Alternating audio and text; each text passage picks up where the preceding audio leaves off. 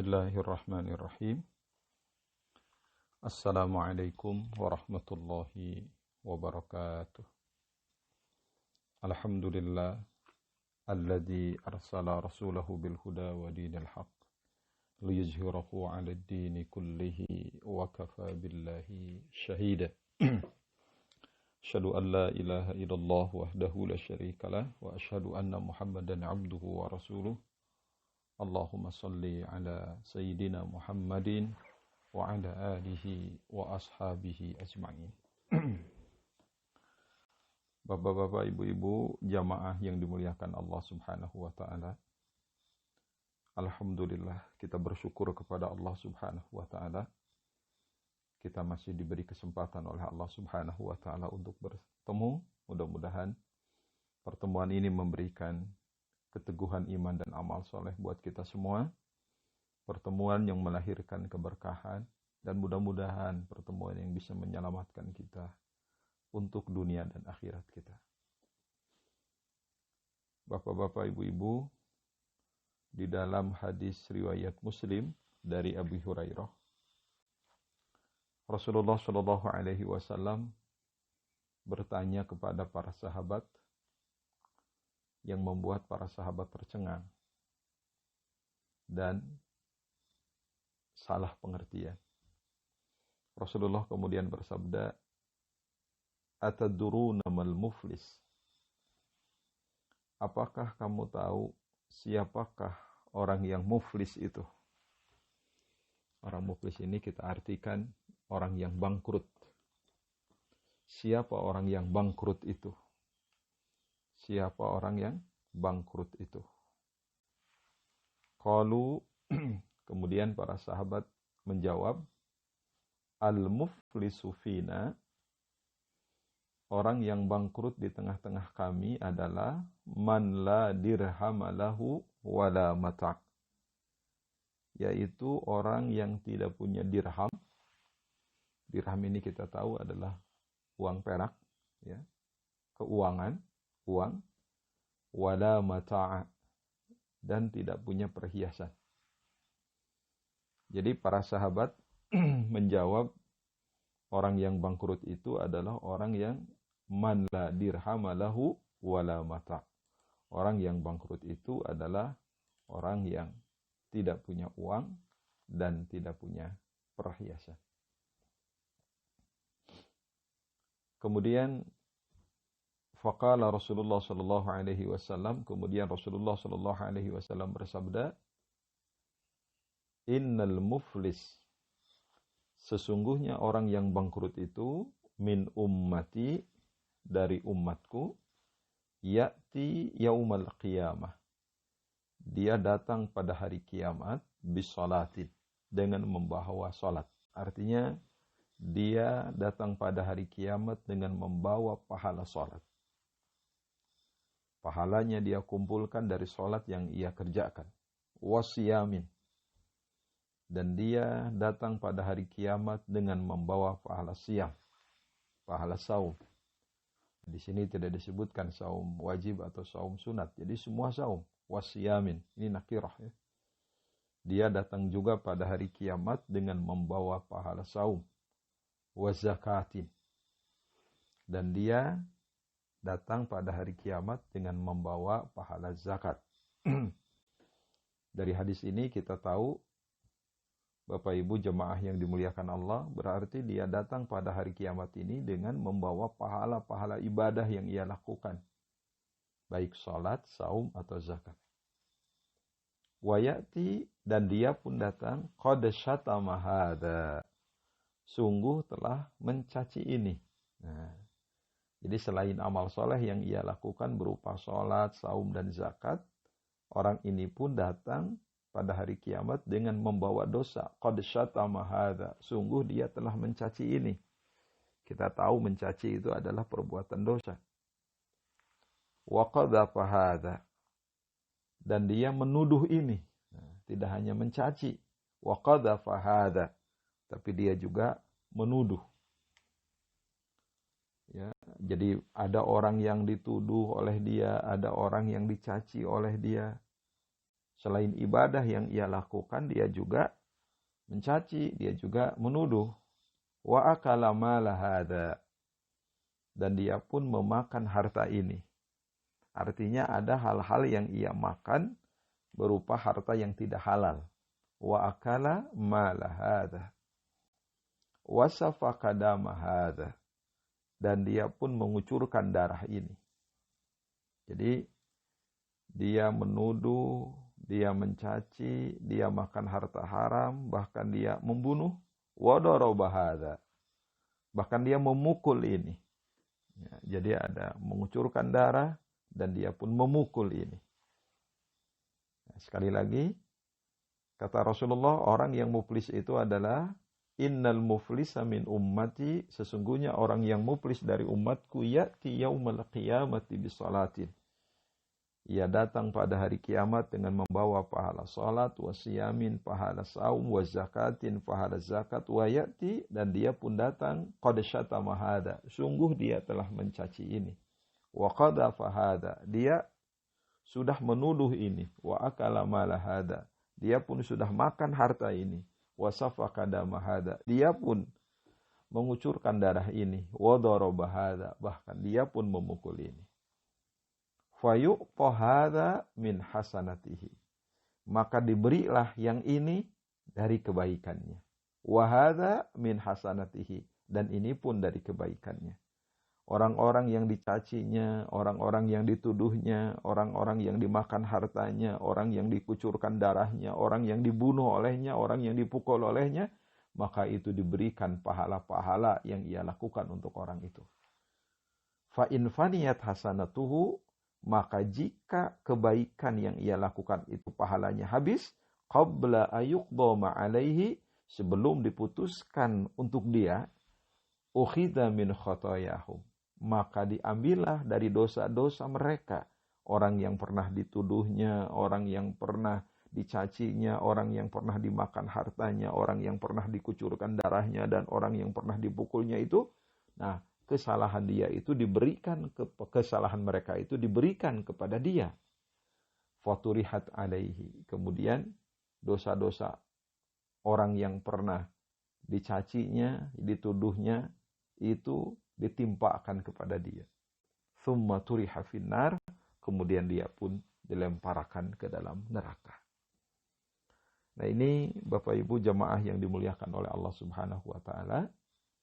Jadi orang bangkrut itu adalah, kalau kita lihat di sini, orang yang bersusah-susah melakukan amal soleh, sholat. Sholat itu tidak gampang, apalagi sholat berjamaah. Dia sudah menghimpun pahala sholat, dia sudah menghimpun pahala saum, dia sudah menghimpun pahala zakat, tetapi dia lupa dosa yang ia lakukan kepada orang lain, dari mulai menuduh, mencaci, bahkan memakan harta, atau membunuh orang lain, atau dia memukul ini. Nah, dosa-dosa itu kemudian diberikan ya kepada dia, dan amal soleh dia itu diberikan kepada orang yang pernah dicacinya. Inilah orang yang muflis, orang yang bangkrut. Nah, oleh karena itu Bapak Ibu sekalian, ya, dari hadis ini kita jadi memahami. Pertama, hakikat bangkrut. Itu pemahaman kita pertama dari hadis ini. Jadi orang yang bangkrut itu adalah bukan orang yang hartanya hilang. Bukan jabatannya ditinggalkan. Dunia ini yang kita miliki ini akan berakhir. Jangan pernah takut ketika kita kehilangan harta. Jangan pernah takut ketika kita kehilangan jabatan. Dunia ini adalah ujian. Ya, dunia ini ujian. Kita ini jadi tahu hakikat bangkrut dari hadis ini. Bangkrut sesungguhnya, muflis sesungguhnya adalah orang-orang yang banyak pahalanya ketika dia berlelah-lelah melakukan amal soleh. Ternyata begitu dia datang di akhirat, pahalanya hilang karena dosa yang ia lakukan kepada orang lain. Kalau boleh kita sebutnya ini dosa sosial gitu ya.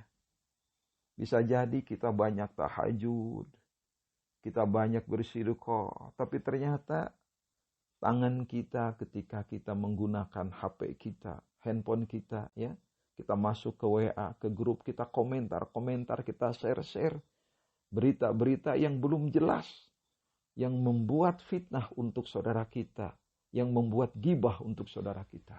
Nah ini Bapak Ibu sekalian.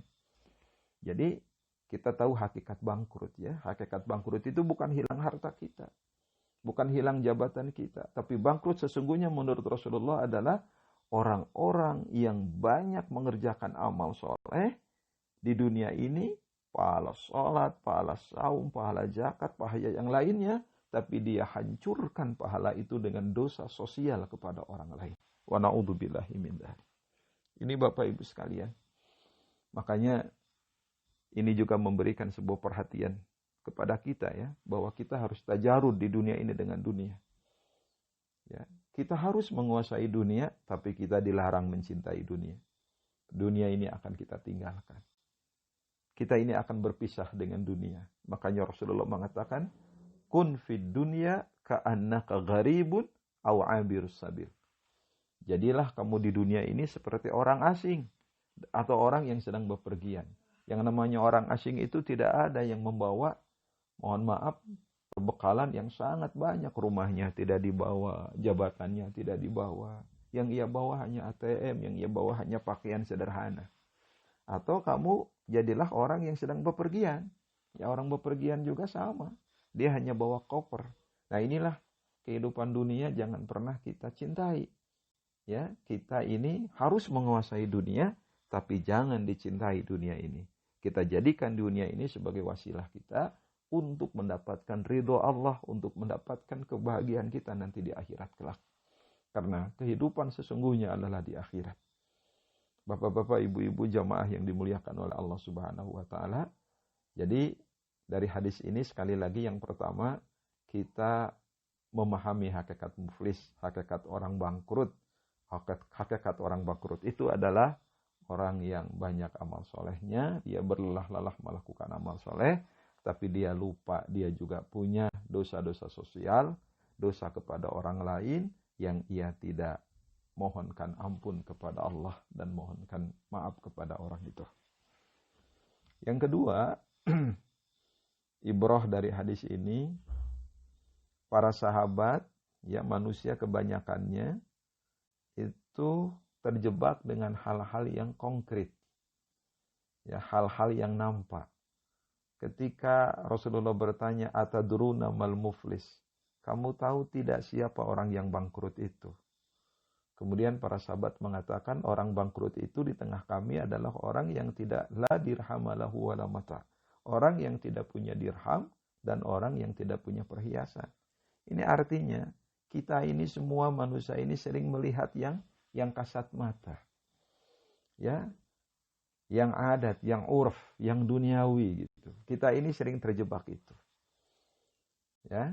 Makanya Ibnu Taimiyah pernah mengatakan fal aqil yanduru ilal haqa'iq la ilal dhahir.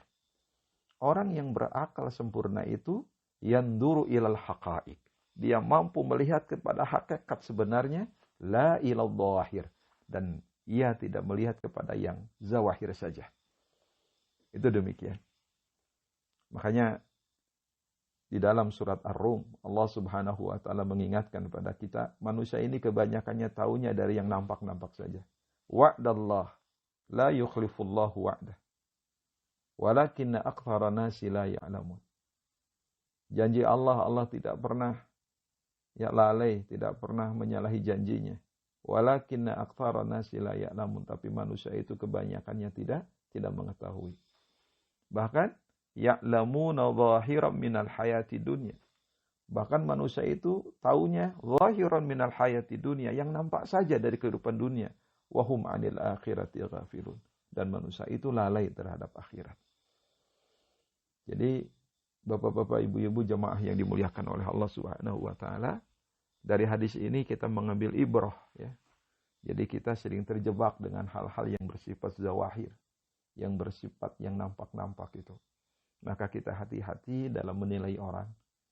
Ya, jangan melihat pakaiannya bagus, sangka orang kaya, belum tentu. Ya. Ini ruku sujudnya bagus, lama dia orang soleh. Ya, kita serahkan kepada Allah. Bukan kita suudzon, tapi kita lihat juga hakikatnya, bukan kita lihat yang nampak-nampaknya ini. Ya, orang itu dilihat hatinya oleh Allah. Innallaha la yanduru ila suwarikum wala ila ajsamikum, walakinallaha yanduru ila qulubikum. Sesungguhnya Allah tidak melihat bentuk dan rupa kalian, tapi Allah melihat kepada hati kalian. Seorang ulama di dalam menafsirkan atau mensyarahi hadis ini menjelaskan yang disebut hati di sana adalah ketakwaan. Yang Allah lihat itu adalah ketakwaan. Maka kita pilih mantu, pilih siapapun ya dalam hidup kita, kawan adalah orang yang bertakwa. Karena orang yang bertakwa akan memberikan kebaikan untuk kita, untuk dunia dan akhirat kita. Jadi sekali lagi Bapak Ibu sekalian, ibrah dari hadis ini ya, kebanyakan manusia ini terjebak dengan yang zahir, terjebak dengan yang nampak-nampak gitu. Ya kita kadang-kadang susah untuk mengungkap hakaik, yang hakikat-hakikat itu. Nah ini Bapak Ibu sekalian, ibrah yang nomor 2. Ibrah yang nomor 3 dari hadis ini ya, bahwa kita mengetahui bahwa ibadah ritual, ya, ibadah ritual yang kita lakukan, sholat, zakat, dan selainnya itu harus melahirkan kesolehan sosial atau akhlak sosial. Kita tidak boleh terjebak melihat orang itu dari sholatnya saja. Banyak yang harus dinilai oleh kita. Ya, banyak hal-hal yang harus diperhatikan oleh kita. Tidak hanya satu aspek. Jadi sekali lagi, ibrah dari hadis ini bahwa ibadah yang kita lakukan itu harus melahirkan akhlak sosial. Ya, akhlak kepada masyarakat.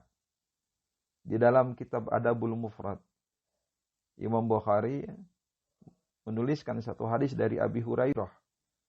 Ketika dikatakan kepada Rasulullah, ya Rasulullah, inna fulanatan taqumul laila wa tasumun nahar. Ya Rasulullah, ada seorang perempuan taqumul lail. Dia salat malam. Bayangkan, salat malam ini tidak mudah Bapak Ibu jamaah. Ya, inna fulanatan taqumul laila. Sesungguhnya ada seorang perempuan yang rajin salat malam. Wa tasumun nahar. Tidak hanya salat malam, di siang harinya dia saum. Wa taf'alu. Bahkan dia melakukan amal soleh. Wa tasaddaqu. Bahkan dia bersedekah. Tapi wa tu'dhi jiranaha bilisaniha. Tapi dia menyakiti tetangganya dengan lisannya. Mungkin orang ini sholatnya rajin, sedekahnya rajin, saumnya rajin, tapi dia tidak bisa mengendalikan lisannya. Ya, lisannya tajam. Banyak orang-orang, mohon maaf, yang sakit hati dengan kata-katanya. Faqala Rasulullah sallallahu alaihi wasallam, kemudian Rasulullah bersabda, la khaira fiha. Rasulullah mengatakan, la khaira fiha. Tidak ada kebaikan pada amal soleh yang ia lakukan. Tidak ada kebaikan pada hal-hal yang ia lakukan. Hiya min ahlin nar, kata Rasulullah. Dia termasuk penghuni neraka. Wa na'udzubillahi min dzalik.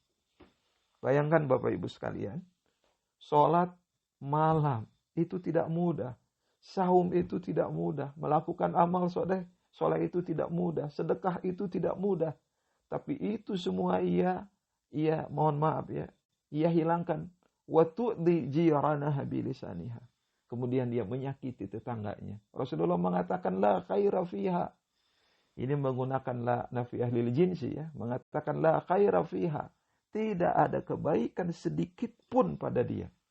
Hiya min ahli nar, kata Rasulullah. Dia termasuk ahli neraka. Kita sering ngaji, kita sering sedekah, kita membantu orang-orang miskin. Tapi ternyata kita menyakiti saudara kita dengan WA kita. Dengan berita-berita yang gak jelas. Wa na'udzubillahi min dzalik. Qalu, kemudian para sahabat mengatakan lagi, wa fulanatan, ada seorang perempuan lagi. Tusallil maktubah. Dia hanya bisa sholat malam, sholat wajib. Tusallil maktubah. Dia hanya bisa sholat wajib. Wa tasaddaqu bi athwar. Wa tasaddaqu bi athwar. Dan dia bisa sedekah hanya dengan keju yang kering, keju murah maksudnya. Wala tu'dhi ahadan. Tapi dia tidak menyakiti seorang pun ya Rasulullah. Jadi orang ini sedekahnya sederhana, sholatnya hanya sholat wajib. Tapi dia tidak menyakiti seorang pun. Rasulullah kemudian bersabda, faqala Rasulullah sallallahu alaihi wasallam, Rasulullah kemudian bersabda, hiya min ahlil jannah. Dia termasuk penghuni surga. Ini bapak-bapak, ibu-ibu jamaah yang dimuliakan oleh Allah Subhanahu wa taala. Jadi ibadah yang kita lakukan tidak hanya ibadah sosial, tidak hanya ibadah ritual, kesolehan individu. Ya, kesolehan yang nampak, tetapi ada kesolehan-kesolehan sosial. Kita jaga akhlak kita. Kita jaga perilaku kita kepada masyarakat. Terutama lisan kita. Terutama cara kita berbicara. Ya. Ini artinya apa? Ibadah yang kita lakukan ini harus melahirkan akhlak sosial. Sampai Rasulullah Shallallahu Alaihi Wasallam dalam hadis riwayat Ahmad mengatakan, akmalul mu'minina imanan. Seorang mukmin yang paling sempurna imannya adalah ahsanuhum khuluqa. Orang yang paling baik di antara orang mukmin itu akhlaknya. Jadi yang paling baik akhlaknya itulah orang yang memiliki kesempurnaan iman. Ya. Orang yang memiliki kesempurnaan akidah adalah orang yang baik akhlaknya. Wa khiyaruhum li nisaihim. Dan orang yang terbaik di antara mereka adalah orang yang terbaik kepada istri mereka. Jadi ini catatan buat kita. Ibadah kita baik. Sholat kita hebat. Zakat kita lakukan. Tapi kalau kita kasar kepada istri kita, kita bukan termasuk orang yang baik. Oleh karena itu, bapak-bapak, ibu-ibu, jamaah yang dimuliakan oleh Allah Subhanahu wa taala, ya, ini ibrah kepada kita bahwa sekali lagi amal soleh yang kita lakukan, ya, ibadah-ibadah ritual yang kita lakukan harus melahirkan akhlak sosial, akhlak kepada masyarakat. Sampai Rasulullah Shallallahu Alaihi Wasallam bersabda dalam hadis yang lain, Inna min ahabbikum ilayya wa aqrabikum minni majlisan yawmal qiyamati ahasinakum akhlaqa. Orang yang paling aku cintai dan orang yang paling dekat tempat duduknya denganku pada hari kiamat adalah ahasinakum akhlaqa. Adalah orang yang paling baik akhlaknya di antara kalian. Mudah-mudahan Allah Subhanahu wa taala menjadikan kita menjadi orang-orang yang dekat dengan Rasulullah nanti di surga. Bahkan timbangan kita pun berat karena akhlak kita. Ma min syai'in fil mizan athqalu min husnil khuluq. Tidak ada yang lebih berat timbangan di akhirat kelak itu selain baik akhlak. Kita perbaiki akhlak kita karena kita akan dekat dengan Rasulullah di surga dan kita akan diberikan timbangan yang berat dari amal-amal yang kita lakukan. Bapak-bapak, ibu-ibu, jamaah yang dimuliakan oleh Allah Subhanahu wa taala, mudah-mudahan ya, ibrah ini, ibrah yang ketiga ya, kita bisa melakukan ibadah-ibadah ritual, sholat, zakat, saum, tapi juga kita juga bisa menjaga akhlak sosial, akhlak kepada orang lain. Kemudian ibrah yang selanjutnya adalah dari hadis ini adalah kita harus menjaga lisan dengan baik. Hindarkan lisan kita dari penyakit-penyakit lisan. Penyakit lisan itu antaranya adalah al-kadzibu, dusta, ghibah, ya, membicarakan aib orang, atau an-namimah, mengadu domba. Itu diantaranya. Sebab di hadis ini ada kata-kata itu ya, bahwa orang ini melakukan amal soleh tapi wayati qad syatama hadza wa qadhafa hadza. Ini adalah apa? Ibrahnya ini apa? Ibrahnya kita harus menjaga lisan dengan baik. Jadi selain kita melakukan amal soleh dengan sebaik-baiknya, kita harus mampu menjaga lisan kita. Lisan. Ya, sampai Rasulullah mengatakan di dalam salah satu hadis ya. Ketika Rasulullah ditanya oleh seorang sahabat, Su'ila Rasulullah sallallahu alaihi wasallam an aktsari ma yudkhilun nas al jannah. Rasulullah ditanya tentang apa saja yang membuat manusia masuk ke dalam surga. Kebanyakannya apa ya Rasulullah? Rasul kemudian mengatakan taqwallahi wa husnul khuluq. Yang banyak memasukkan orang ke dalam surga itu adalah takwa, dan baik akhlak. Wa su'ila, dan Rasulullah kemudian ditanya, an aktsari ma yudkhilun nasan nar. Apa yang membuat kebanyakan manusia masuk ke dalam neraka? Kemudian Rasulullah menjawab, al-famu wal farju. Al-famu wal farju, yaitu mulut dan farju, kelamin. Yang dimaksud mulut di sini adalah lisan. Bisa jadi orangnya sholatnya bagus, zakatnya bagus, sedekahnya bagus, tapi lisannya nggak bisa dikendalikan. Itu yang membuat orang kebanyakan masuk ke dalam neraka. Wal farju, dan kelamin. Ya, kita tidak bisa mengendalikan syahwat kita. Oleh karena itu, bapak-bapak jamaah yang dimuliakan oleh Allah Subhanahu wa taala, mudah-mudahan kita bisa menjaga lisan kita dalam berkata, berkomunikasi dengan orang. Kita rendah hati, jangan sombong, jangan menghina, jangan mengejek. Jangan merendahkan orang lain. Karena itulah dosa-dosa yang tidak terasa. Maka Rasulullah memberikan statement buat kita, al-muslimu man salimal muslimuna min lisanihi wa yadihi. Orang muslim yang sejati itu adalah orang yang bisa menyelamatkan orang lain, baik dengan lisannya atau dengan perbuatannya. Artinya perbuatan yang membuat orang lain damai, lisannya membuat orang lain bahagia. Itu orang muslim sesungguhnya. Wal muhajiru man hajara man Allah anhu. Dan orang yang hijrah itu adalah orang yang meninggalkan apa yang dilarang oleh Allah Subhanahu. Ini Bapak Ibu sekalian, ibrah yang dari hadis ini ya, kita harus menjaga lisan. Karena orang tadi yang disebutkan bangkrut oleh Rasulullah itu amal solehnya banyak, tapi ternyata dia pernah menuduh ini, pernah mencaci ini. Nah, ini ibrah bahwa kita harus menjaga lisan kita dengan sebaik-baiknya. Dan yang terakhir ya, ibrah dari hadis ini bahwa kita ingat, kita dilarang berbuat zalim, kezaliman itu akan dibalas oleh Allah Subhanahu wa taala. Kita perhatikan hadis di atas itu, ya, ada kezaliman dia apa? Wa akala mala hadza wa safaka dama hadza wa daraba hadza. Ini adalah kezaliman. Dia pernah memakan harta ini, mengucurkan darah ini, dia pernah memukul ini. Ini kezaliman. Dan kezaliman itu akan dibalas oleh Allah. Ya, ingat, di akhirat kelak kezaliman membuat amal-amal kita hilang, pahala-pahala kita musnah. Dan kezaliman itu akan dibalas oleh Allah Subhanahu wa taala. Rasulullah pernah mengatakan itu ya dalam hadis riwayat Anas, kalau tidak salah Rasul mengatakan adz-dzulmu tsalathatun. Kezaliman itu ada 3. Yang pertama, fadzulmun la yatrukuhullah. Kezaliman yang tidak akan dibiarkan Allah. Wa dzulmun yughfaru, kezaliman yang akan diampuni Allah. Wa dzulmun la yughfaru, kata Rasulullah, dan kezaliman yang tidak akan diampuni Allah. Fa amma dzulmul ladzi la yughfaru, kezaliman yang tidak akan diampuni oleh Allah adalah fasyirku la yaghfiruhullah. Maka syirik itu adalah kezaliman yang tidak akan diampuni Allah. Inna syirka la dzulmun adzim. Ini syirik besar. Jadi kalau ada orang yang membawa dosa syirik sampai meninggal dunia dan dia tidak bertobat, itu tidak akan diampuni Allah. Innallaha la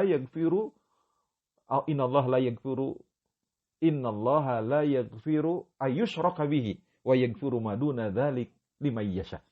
Sesungguhnya Allah tidak akan mengampuni dosa syirik di sini, ya. Dan Allah akan mengampuni dosa selain itu. Wa amma dzulmul ladzi yughfaru, maka kezaliman yang akan diampuni Allah adalah fadzulmul abdi fima bainahu wa baina rabbih, yaitu kezaliman seorang hamba ya terhadap Allah. Artinya dosa yang ia lakukan kepada Allah, ya, dosa pribadi, ya Allah akan mengampuninya. Wa ammal ladzi la yutraku, maka kezaliman yang tidak akan dibiarkan oleh Allah adalah faqassallahu ba'dhum min ba'd. Allah akan membalasnya itu. Ya, kezaliman seseorang kepada seseorang, Allah tidak akan membiarkannya. Jadi kalau kita berbuat zalim kepada orang lain, Allah tidak akan pernah membiarkan itu. Betul orang itu tidak bisa membalasnya, tapi Allah akan membalasnya. Nah, oleh karena itu, jemaah yang dimuliakan oleh Allah Subhanahu wa taala, mudah-mudahan ya ibrah yang terakhir ini dari hadis ini kita tidak berbuat zalim. Jangan sampai kita menuduh orang, mencaci orang, memakan harta orang tanpa hak. Itu adalah perbuatan-perbuatan zalim. Nah, oleh karena itu, agar kita tidak bangkrut, yang pertama, kita integrasikan antara iman, ilmu, dan amal kita. Semuanya itu dijaga dengan amar ma'ruf dan nahi mungkar. Iman berdasarkan ilmu, dan iman melahirkan amal. Amal yang kita lakukan berdasarkan ilmu dan iman. Iman, ilmu, dan amal harus diintegrasikan oleh kita. Yang kedua, agar kita tidak bangkrut, kita perbaiki muamalah dengan sesama manusia. Jangan sampai ibadah-ibadah yang kita lakukan baik, tapi ternyata muamalah kita, interaksi kita dengan orang lain banyak melahirkan dosa. Kita jaga lisan kita jaga perilaku kita. Dan agar tidak bangkrut, kita senantiasa bermuhasabah dengan baik. Muhasabatun nafsi, introspeksi diri kita. Mudah-mudahan ya, pertemuan yang singkat ini memberikan kebaikan untuk kita, untuk dunia dan akhirat kita. Dan mudah-mudahan kita dihindarkan oleh Allah dari orang-orang yang bangkrut di akhirat kelak. Sebaliknya kita dijadikan oleh Allah menjadi orang-orang yang muflih, orang-orang yang beruntung, orang-orang yang sukses, orang-orang yang meraih kebaikan di dunia dan di akhirat. Demikian bapak-bapak, ibu-ibu jamaah yang dimuliakan, yang bisa disampaikan, kurang lebihnya saya mohon maaf. Mudah-mudahan Allah memberikan kebaikan untuk kita semua, untuk dunia dan akhirat kita. Subhanakallahumma wa bihamdika asyhadu an la ilaha illa anta astaghfiruka wa atubu ilaik. Subhana rabbika rabbil izzati amma yasifun. Wassalamun alal mursalin walhamdulillahi rabbil alamin. Assalamualaikum warahmatullahi wabarakatuh.